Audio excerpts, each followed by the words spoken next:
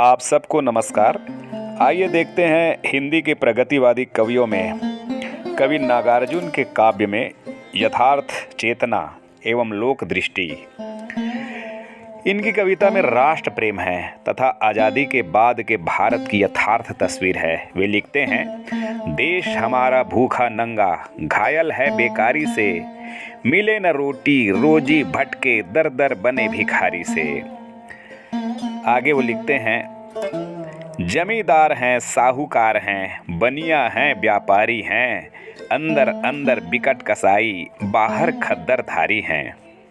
सामाजिक विषमता की बढ़ती हुई खाई उसे दुखी करती है और वह अपनी पीड़ा इन शब्दों में व्यक्त कर उठते हैं कि खादी ने मखमल से अपनी 60 गांठ कर डाली है, बिड़ला टाटा डाल मियाँ की 30 दीन दिवाली है। कवि को अपने देश के खेत खलिहानों से प्रेम है, इसीलिए वो लिखते हैं, खेत हमारे भूमि हमारी सारा देश हमारा है, इसीलिए तो हमको इसका चप्पा चप्पा प्यारा है। चीन के आक्रमण के समय स्वदेशानुराग में डूबा कवि अपने हृदय की पुकार को इस प्रकार से लिखता है, आज तो मैं दुश्मन हूँ तुम्हारा, पुत्र हूँ भारत माता का, और कुछ नहीं हिंदुस्तानी हूँ महज, प्राणों से भी प्यारे हैं मुझे अपने लोग, प्राणों से भी प्यारी है मुझे अपनी भूमि। आगे वो लिखते हैं, कवि जानता है कि हमारे वर्तमान समय में सत्य बोलना पाप है और चापलूसी करना, झूठ बोलना युग धर्म बन गया है। इसलिए वो कहते हैं, सपने में भी सच न बोलना वरना पकड़े जाओगे, भैया लखनऊ दिल्ली पहुँचो मेवा मिश्री पाओगे, माल मिलेगा रेत सको यदि गला मजदूर किसानों का, हम मर भूखों से क्या होगा चरण गहो श्रीमानों का। कवि ने अपनी व्यंग रचना चना जोर गरम में भ्रष्टाचारी स्वार्थी अवसरवादी लोगों की पोल खोलते हुए तीखा व्यंग किया है।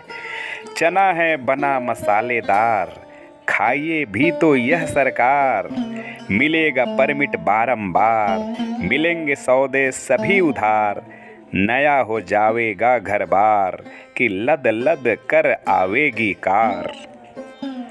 नेता लोग किस प्रकार गांधी जी के नाम पर वोट बटोर कर गांधी जी के सिद्धांतों को तिलांजलि दे रहे हैं, इसका यथार्थ चित्रण इन पंक्तियों में है। बेच बेच कर गांधी जी का नाम बटोरो वोट, बैंक बैलेंस बढ़ाओ, राजघाट पर बापू की वेदी के आगे अश्रु बहाओ। भारत भर में व्याप्त भ्रष्टाचार को देखकर कवि का हृदय पीड़ा से रो उठता है और अपना आक्रोश इन शब्दों में व्यक्त करता है। राम राज में अब की रावण नंगा होकर नाचा है, सूरत सकल वही है भैया बदला केवल ढांचा है। देश में व्याप्त भ्रष्टाचार एवं योजनाओं की विफलता के यथार्थ चित्रण भी नागार्जुन की कविता में मिलते हैं। वे लिखते हैं, 5 वर्ष की बनी योजना एक नहीं दो तीन, कागज के फूलों ने ले ली सबकी खुशबू छीन। अकाल और उसके बाद शीर्षक कविता में वे भूख का चित्रण इन शब्दों में करते हैं, कई दिनों तक चूल्हा रोया चक्की रही उदास, कई दिनों तक कानी कुतिया सोई उनके पास, कई दिनों तक लगी भीत पर छिपकलियों की गश्त, कई दिनों तक चूहों की भी हालत रही शिकस्त।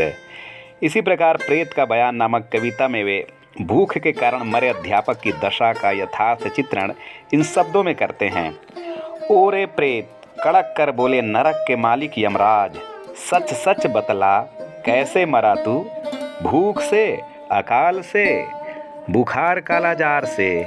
उनकी बात का उत्तर देता हुआ वह कहता है, सुनिए महाराज तनिक भी पीर नहीं, दुख नहीं दुविधा नहीं, सरलता पूर्वक निकले थे प्राण, सह न सकी आंत जब पेचिश का हमला, सुनकर दहाड़ स्वाधीन भारत के, भूख मरे स्वाभिमानी सुशिक्षक प्रेत की, रह गए निरुत्तर महामहिम नरकेश्वर।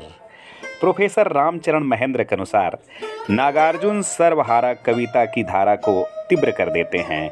उनमें मजदूर वर्ग की संघर्षशील चेतना समुन्नत रूप में प्रकट हुई है।